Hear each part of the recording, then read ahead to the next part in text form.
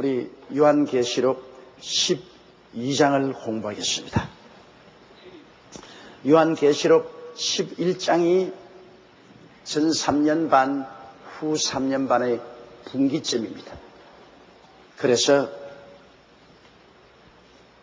요한계시록 11장에 보면은 하나님께서 이미 이스라엘 백성 중에서 후 3년 반 동안에 구출할 자와 구출하지 않을 자를 성전에 있는 사람들을 청량함으로 그곳에 보여주시고, 또 두 증인이 후 3년 반 동안에 나타나서 하나님 아버지와 그리스도의 증거를 증거하다가 그가 무지경에서 나오는 사탄에게 죽임을 당하고 사흘 만에 부활해서 성신에 올라가는 장면이 나옵니다. 이제 12장에는 이 후 3년 반 동안에 즉 그리스도가 어마어마하게 마귀와 함께 하나님의 육신의 선민인 유대민족들을 핍박하고 그들을 죽일 것에 관한 것을 보여주고 있는 것입니다. 이러므로 여기에 12장은 바로 후 3년 반 동안에 일어날 것을 총체적으로 막간으로 설명을 내려주고 있는 장면이 나옵니다. 우리 12장 1절 다 같이 읽으시겠습니다. 하늘에 큰 이적이 보이니 해를 입은 한 여자가 있는데 그 발 아래는 달이 있고 그 머리에는 12별의 면류관이 있더라. 자, 이거 참 이상한, 하늘에 큰 이적을 요한이 보았는데 보니 한 여자가 있는데 해를 온몸에 입고 있죠. 그 발에는 달이 있고 그 머리에는 12별의 면류관을 쓰고 있습니다. 이 여자가 도대체 누구일까?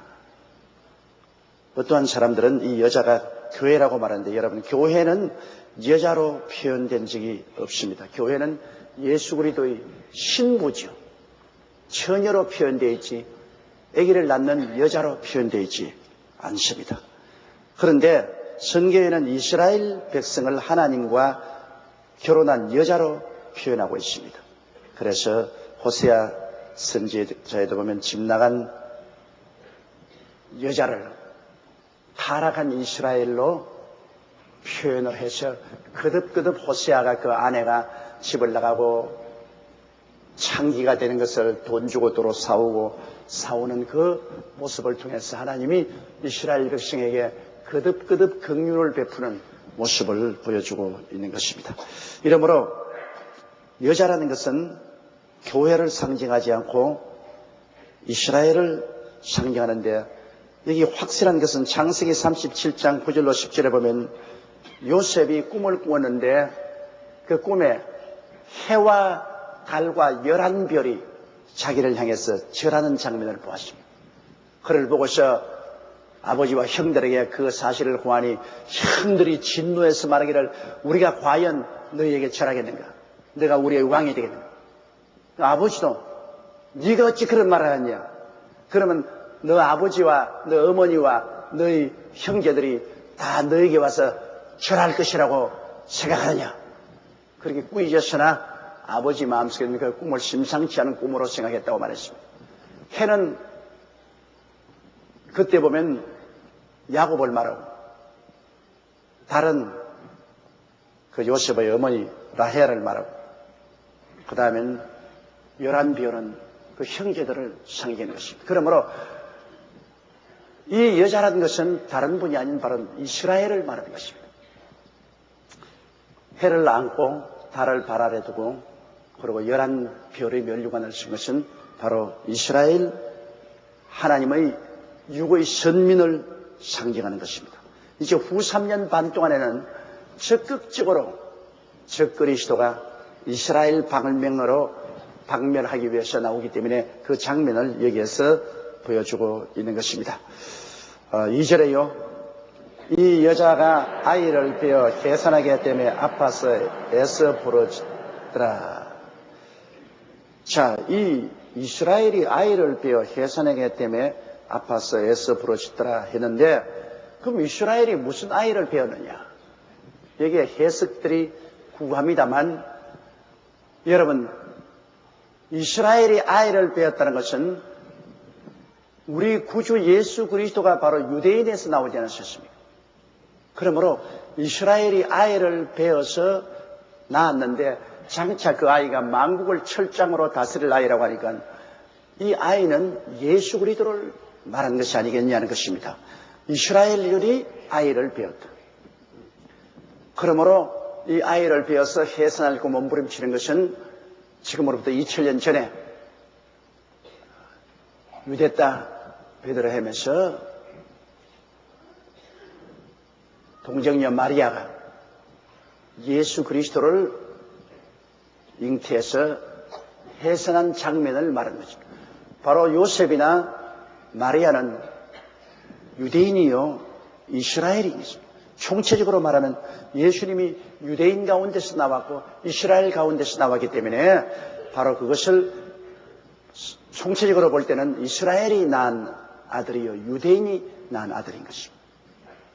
그러므로 이 이스라엘 백성 즉 유대인 중에 예수 그리스도께서 태어났는데 이 그리스도를 그 당시에 해산할 때 장면을 말한 것입니다.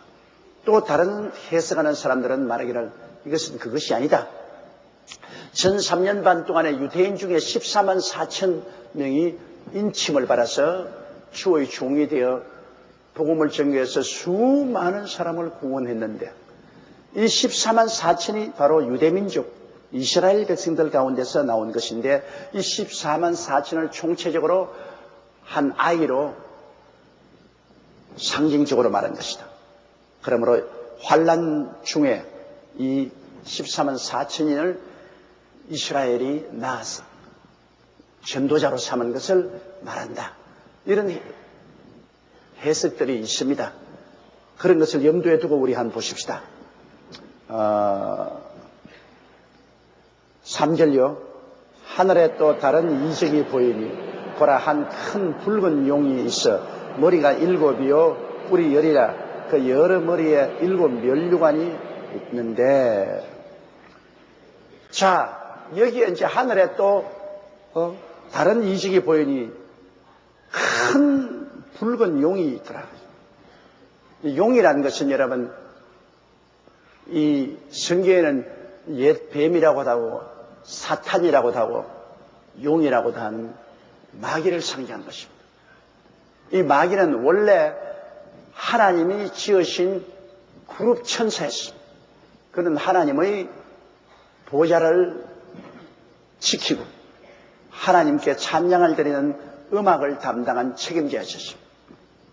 그런데 그는 굉장히 아름답게 지음을 받았고 권세와 위엄이 있게 지음을 받았습니다. 천사들 중에 가장 영광스럽고 아름답게 지음을 받았습니다. 요 사이로 말하면 대통령궁의 경호실장 정도의 위치를 가지고 하나님의 거룩함을 지키는 그룹 천사였습니다. 기름 부은 천사였습니다. 그런데 그가 자기의 그 아름다움과 영화로움을 보고 그만 마음이 교만해지. 야, 내가 하나님을 섬기고 있을 필요가 되냐? 나도 하나님과 못 미칠 것이 어디 있냐? 너무나 자기의 아름다움에 감동했습니다. 성경에는 이 루시퍼를 계명성이라고 말합니다. 아침에 떠오르는 아름다운 금성인 그 계명성 찬란한 빛 루시퍼로 표시한 것입니다. 그래서 그가 그만 하나님과 같이 되려고 반역을 했습니다. 요사이 말하면 쿠데타를 일으킨. 그것도 자기 혼자 한 것이 아니고 하늘의 천사 3분의 1을 꿰가지고서 함께 쿠데타를 일으켰습니다. 그가 얼마나 영화롭고 권세가 있었던지 하늘의 모든 천사들이 그 밑에 있었습니다. 그래서 그가 하늘 천사 3분의 1을 꿰어서 모방을 할 수가 있었습니다. 그러나 여러분 너무나 이 루시퍼가 어리석게 생각한 것은 하나님은 창조자여 자기는 지음을 입은 피조물입니다. 창조자와 피조물 사이엔 절대로 가까이 할 수 있는 불행이 있습니다. 지은 자와 지음을 받은 자가 어떻게 똑같습니까? 여러분, 지구를 지은 것은 사탄이 아니고 하나님입니다. 저 은하성자의 수억 개의 별들을 지은 이는 하나님이, 사탄이 아닙니다.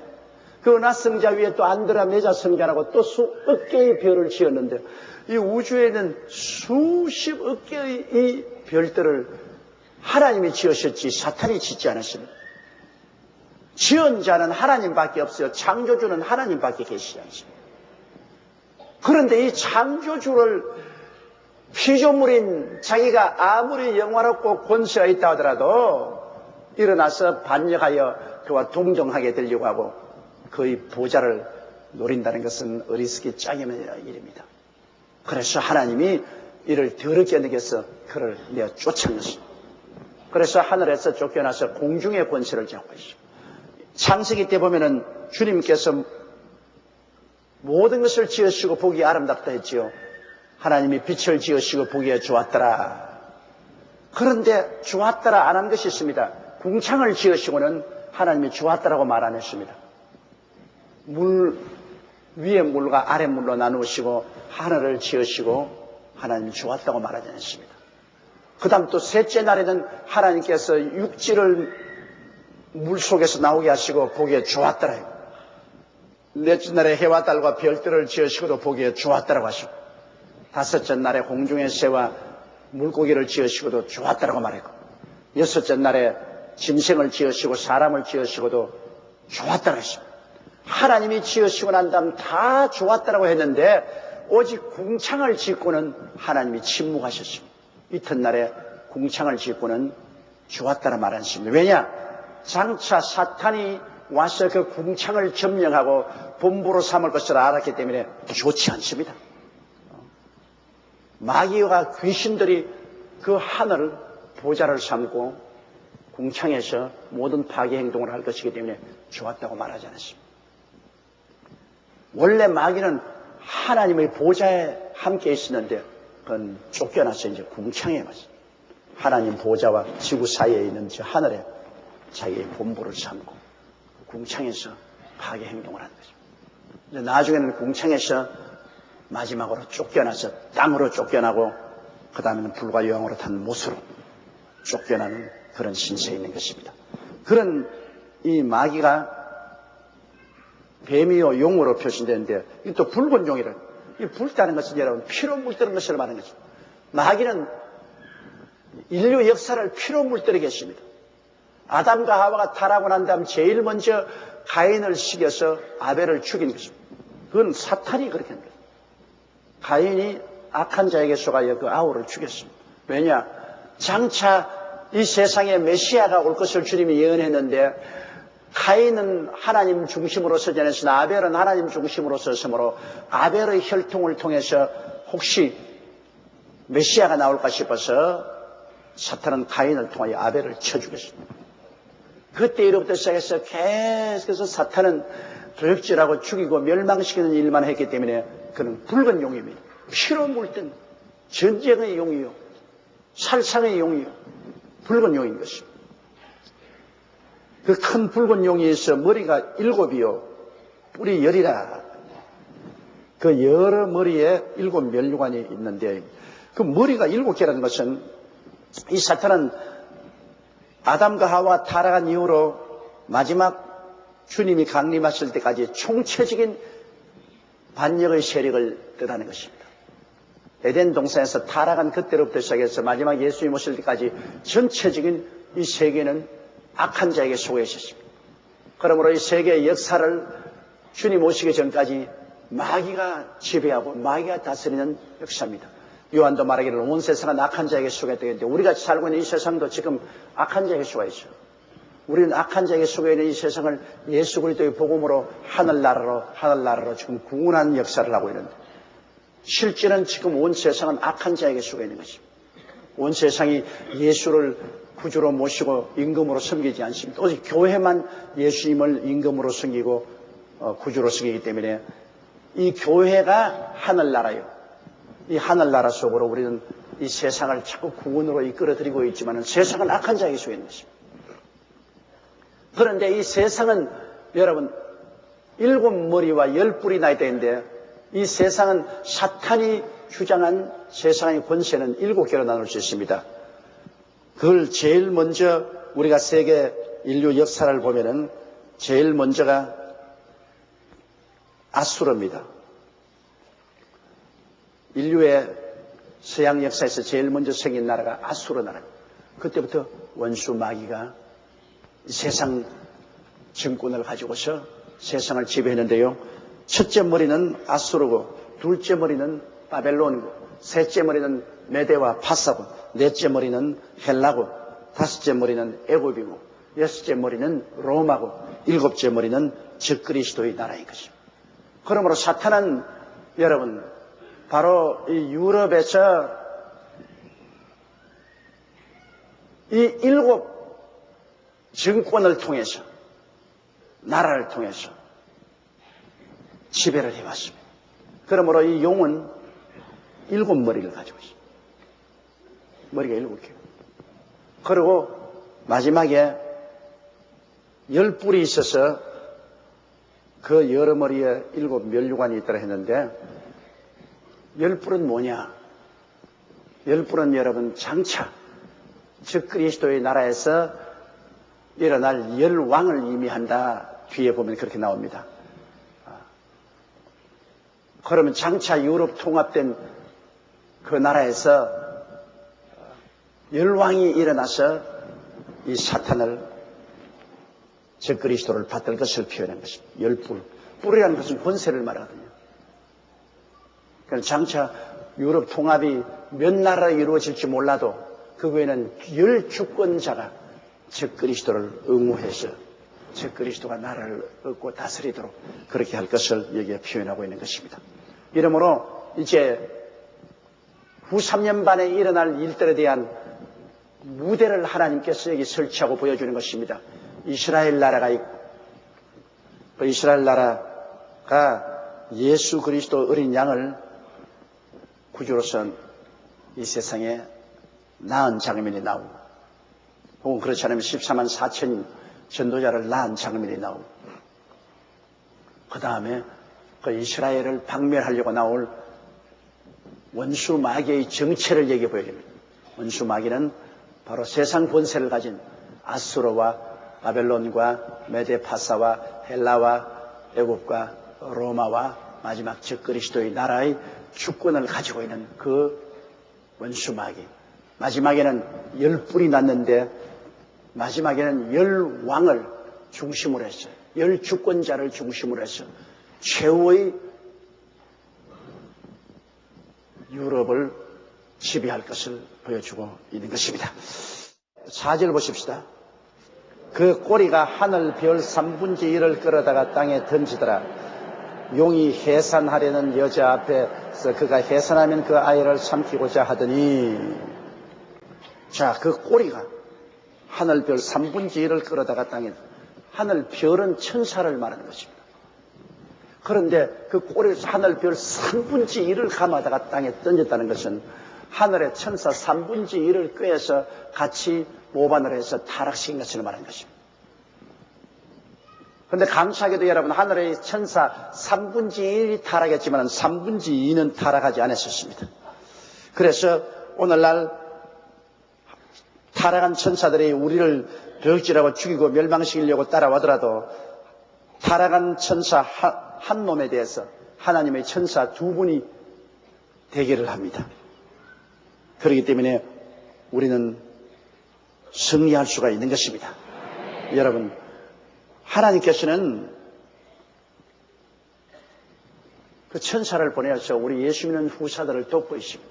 예수님께서 친히 말씀하시기를 어린아이 한 사람에게도 하나님의 천사가 있어가 매일같이 어린아이에 대해서 하나님께 보고한다고 말했습니다.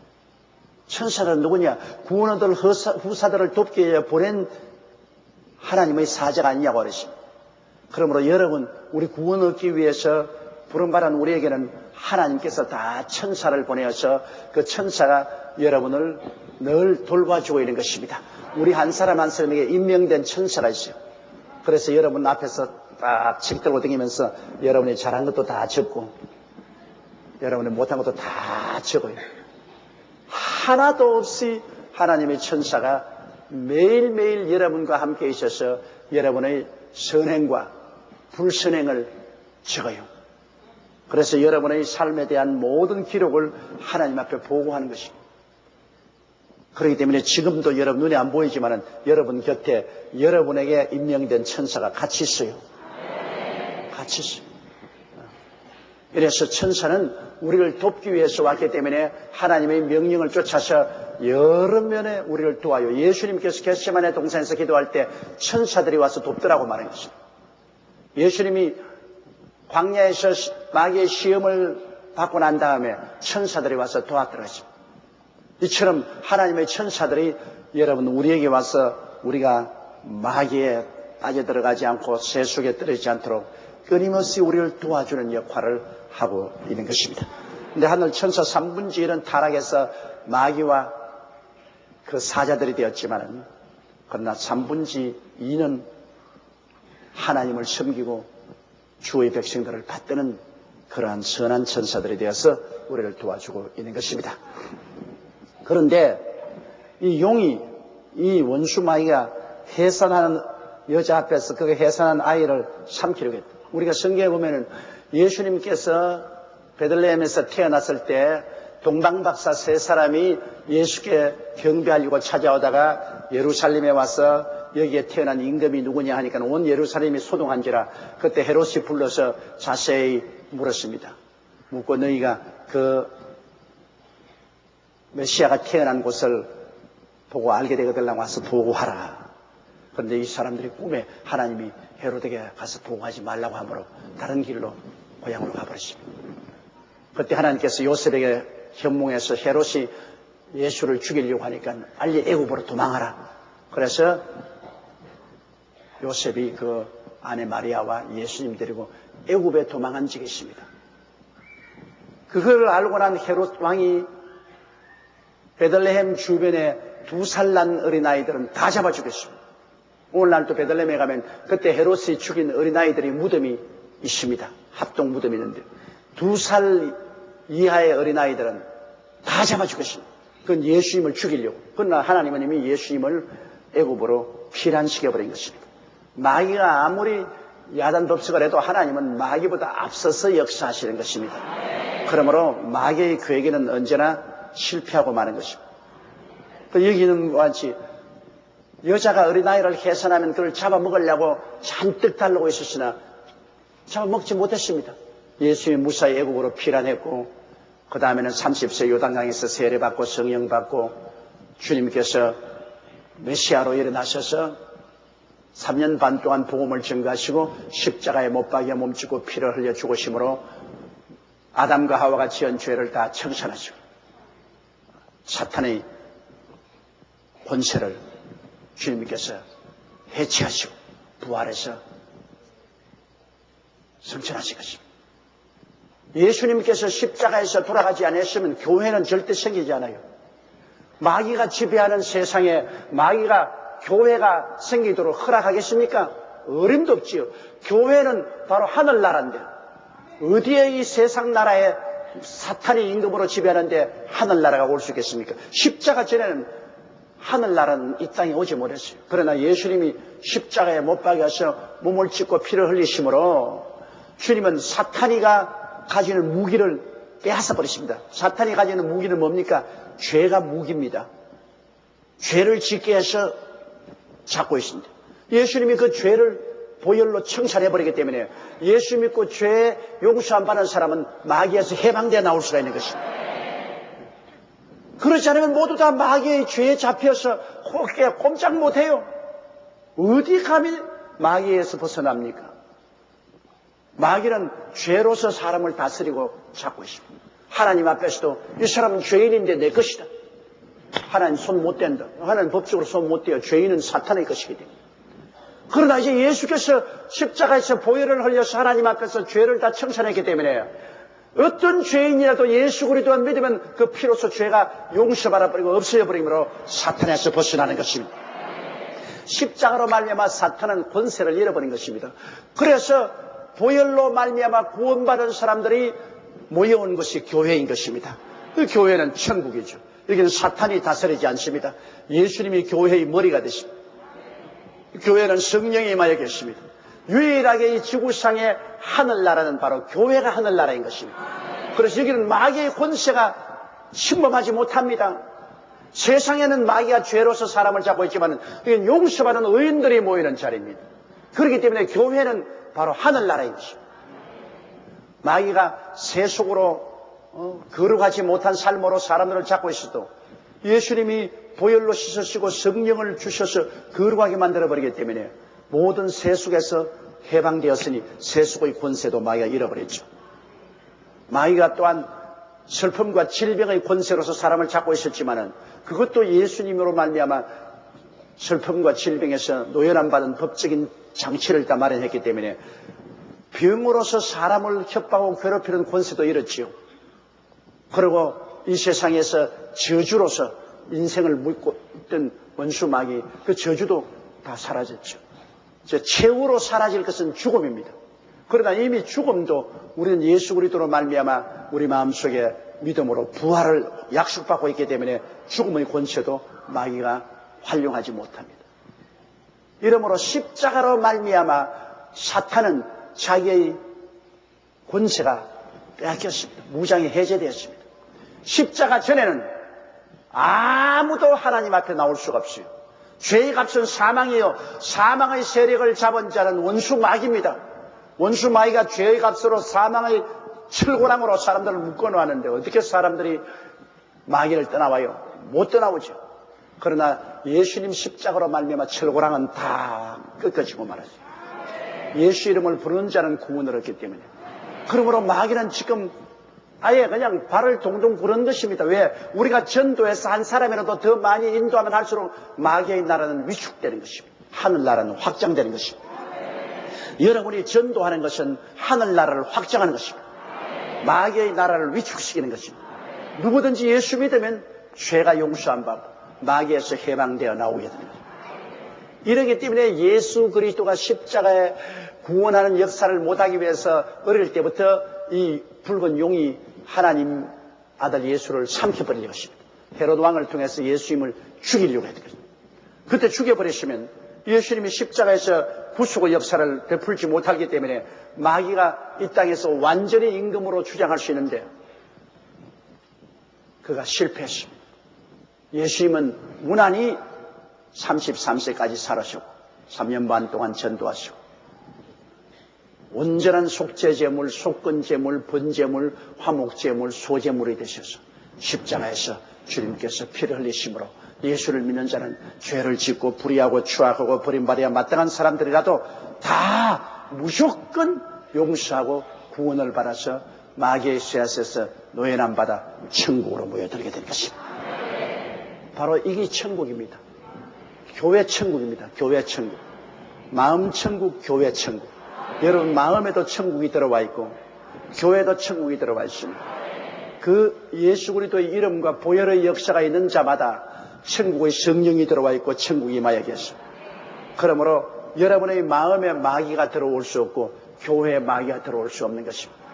이래서 우리 기도할 때 나라에 임하옵소서. 예수님의 나라는 십자가에서 갈보리산에서 이미 임하여서 이제 우리 기도를 통해서 우리의 마음에 임하고 교회에 임하고 우리 사회에 임하는 것입니다. 우리가 적극적으로 전도해서 마귀의 나라를 깨뜨려야 돼요. 우리 대한민국은 약 5천만 인구 가운데 1,000만은 이제는 마귀에서 나와서 하늘나라 들어왔는데 아직까지도 3천만이 이상이 돌아와야 되고 북한은 온통 마귀가 다 점령하고 일본은 1억 2천만 인구 가운데 예수 믿는 사람은 100만밖에 없으니까 하늘나라가 100만밖에 없어요. 그게 정말 나라가 임해야 돼요. 그럼 마귀가 일본을 그냥 잡고서 완전히 죄악과 세속으로 그냥 마음대로 뒤흔들어지게 됩니다. 저 방대한 중국 10억의 인구 가운데 예수 믿는 사람 다 합쳐봤자 1억이 될까 말까 하니까 약 9억의 사람 위에 마귀가 굴리면서 뒤흔들고 있어요. 거기다가 인도 사람 보시죠. 인도도 거의 10억에 가까운데 예수 믿는 사람 한 5천만 밖에 안 돼요. 그러니 다음에는 이 동남아의 불교권, 그 다음에는 저 중동의 이슬람교권. 이거 보면 아직 세상은 마귀가 꽉 들어차 있어. 마귀가 아직 임금도로 타고 있어. 아프리카는 거의 반은 예수 믿고 반은 이슬람교권의 수가 있어. 북미, 카나다, 미국, 남미 여기에는 하늘나라가 많이 임하여 있고, 구라파도 옛날에는 하늘나라가 강성했는데 지금은 하늘나라가 많이 쇠퇴해졌습니다. 유럽은 형식적인 것은 기독교 형식은 다 있는데 내용은 예수 믿는 사람이 극히 적어요. 이러므로 유럽은 굉장히 하늘나라가 쇠퇴했습니다. 이러므로 지금은 이 세상은 여러분 영적인 거대한 전쟁터입니다. 하늘나라와 마귀의 나라가 무지무지하게 싸우는 것입니다. 그리고 바로 하늘나라는 교회인데 하늘나라 군사는 누구냐? 바로 우리가 하늘나라 군사인 것입니다. 근데 하늘나라 군사들이 기도도 안 하고 말씀도 읽지 안 하고 전도 안 하면 하늘나라가 확장될 수가 있어야죠.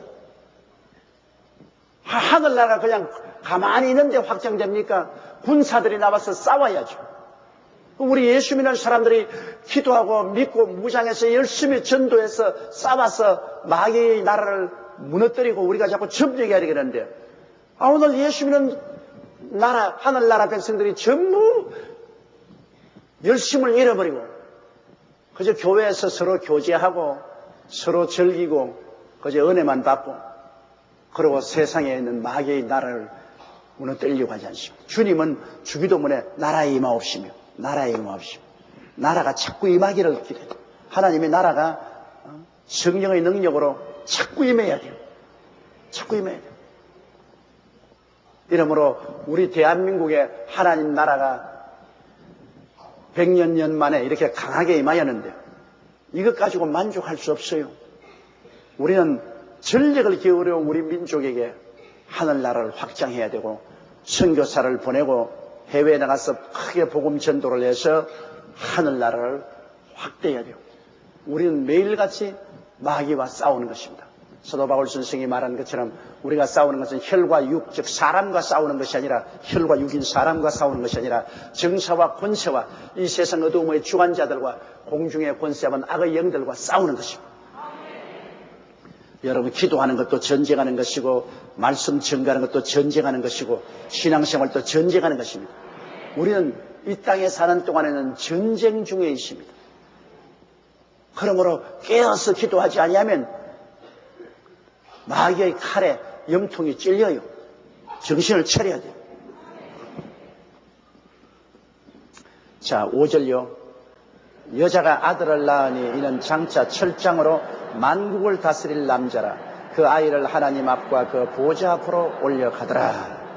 자, 여자가 아들을 낳으니 이스라엘에서 우리 주 예수 그리스도가 태어났다. 또 그렇지 않으면 또 다른 학자들이 말하는 것처럼 1300년 반 동안에 유대민족 14만 4천 명이 태어났다. 그건 한 아이로 상징적으로 말합니다. 아들로 상징적으로. 왜냐하면 14만 4천인도 나중에 만국을 철창으로 다스릴 자들이라고 그렇게 말하고 있습니다. 그러므로 이래도 해석하고 저래도 해석하는 사람이 있으니까 우리가 둘 중에 하나만 어느 것을 선택해도 우리가 잘못된 것은 없습니다. 그러나 내가 보기에는 저 생각으로는 이 아들이라고 했으니까 하나님 아들 예수 그리스도를 상징하는 것이 더 확실하지 않냐 그렇게 생각합니다. 여자가 아들을 낳으니 이는 장차 철장으로 만국을 다스릴 남자라. 근데 성경에 보면은 철창으로 만국을 다스리겠다고 말씀을 하고 있습니다. 시편에 보면은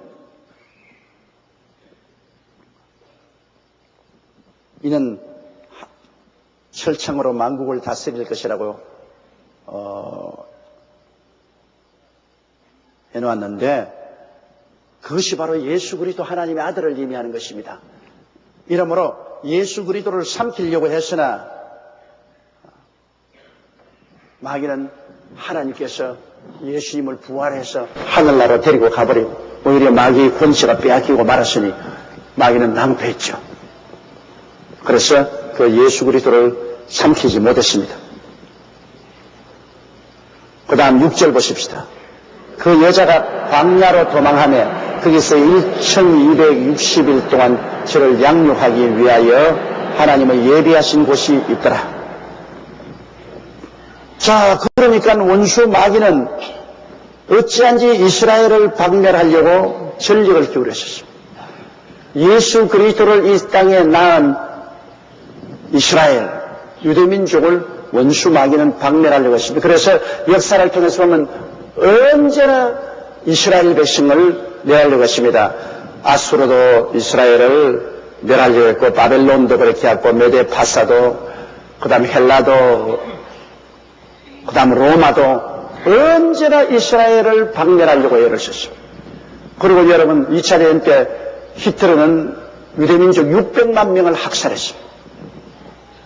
그리고 소련에 있던 유대인 약 500만 명도 무시무시하게 핍박을 받고 많이 살해당하고 고통을 당했습니다. 오직 미국에 있는 유대인들만이 자유롭게 그들은 지냈고, 미국의 유대인들 아브라함의 후손들을 품에 품고 잘 돌봐주었으므로 하나님이 미국을 크게 축복해 주신 것을 우리가 볼 수 있는 것입니다.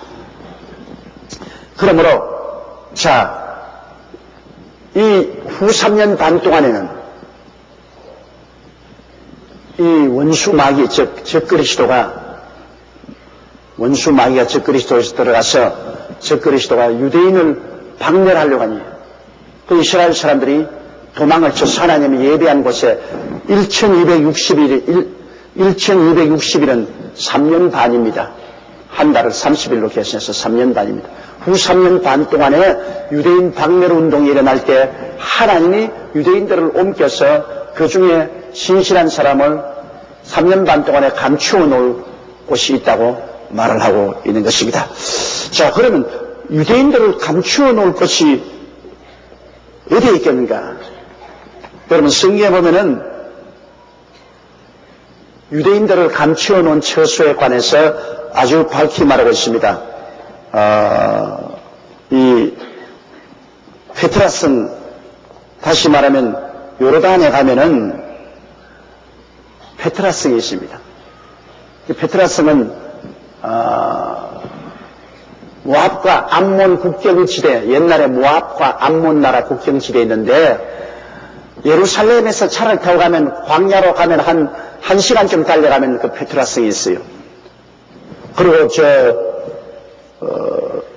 오늘날 그 페트라성은 완전히 광야에 있어서 사람이 살지 않습니다. 옛날에 에서, 그러니까 야곱의 형제는 에서를 갖다가 빨리 불타고 해서 에돔이 되지 않습니까? 에서의 자손들이 에돔이 살던 곳이고 그 에돔의 수도였었습니다. 한창 시대에는 그 페트라성에는 사람이 27만 명이나 살았습니다. 그런데 이거는 광야에 있는 완전히 바위 성입니다. 바위 요새로서 거기에 들어가는 조그마한 이런 길이 있어요. 그 길로는 탱크도 못 들어가고 대포도 못 들어갑니다. 사람들이 그냥 줄로 서서 한 줄로 서서 들어갈 정도로 좁은 이런 바위 길을 들어가면, 안에 들어가면 안이 널찍합니다. 27만여 명이나 살 수 있는 곳이니까 굉장히 큰 곳입니다. 거기에는 3,000명을 수용하는 음악 강당도 있고 신전도 있고, 그 바위 옆을 전부 집으로 개발해서 아파트식으로 거기 살고 하는 엄청난 바위 요새가 되어 있기 때문에 거기 군대도 쉽게 들어가지 못하고 비행기도 그 바위가 그렇게 되어 있기 때문에 쉽게 쳐들어가지 못합니다. 이러한 난공불락의 성이 바로 예루살렘에서 1시간쯤 차로 달려가면 그 광야에 있습니다. 지금은 요르단 암만 수도에서 약 15km 정도 가면 있는 요르단 땅입니다. 그런데 그 페트라성, 그 바위성에 장차 이스라엘 백성들을 하나님이 옮겨서 그곳에 지켜줄 것을 성경은 거듭거듭 말하고 있습니다. 이렇기 때문에 그 베트라성에는 미국에 있는 많은 종교단체들이 7년 환란 동안에 이스라엘 백성이 먹게 하려고 이 마른 음식, 그렇지 않으면 이 깡통, 이 통조림 음식을 굉장히 많이 갖다가 그 굴에다가 넣어놨어요. 그리고 성경도 그 환란 때 읽으라고 성경도 그곳에 가서 많이 갖다 넣어놨었어요.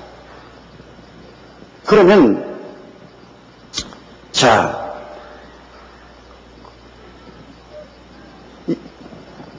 적그리스도가 일어나가지고서 이스라엘을 박멸운동할 때는 언제냐? 전 3년 반 동안에 이스라엘은 실제로 적그리스도의 나라 유럽 연방의 도움을 받아서 성경을 지어요. 소련과 그 이슬람교 국가들과의 이스라엘이 일대 전쟁을 통해서 거대한 성전을 하고 앞으로 일어날 전쟁입니다. 이스라엘하고 소련을 위시한 아랍권하고 큰 전쟁을 한번 치르게 됩니다. 그 전쟁에서 압도적인 승리를 얻고 그 다음 유럽 연방의 도움과 미국의 도움을 받아서 시온산에 있는 아랍의 오만 성전을 헐고 거기에 솔로몬 성전을 짓습니다. 그게 전 3년 반 동안에 일어날 거대한 역사입니다. 이미 그 성전은 이스라엘 설계 다 해놓고 성전 돌 지을 돈도 다 예비해 놓았었습니다.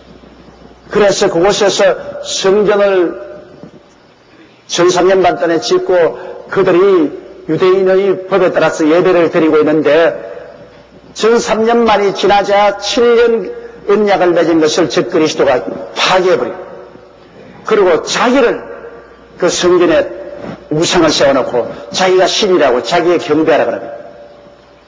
그 이스라엘이 거기에 대해서 반발하고 내 앞에 다른 신을 두지 마라. 하나님 성전에 어떻게 적그리스도의 신상을 세우고 그게 절하냐.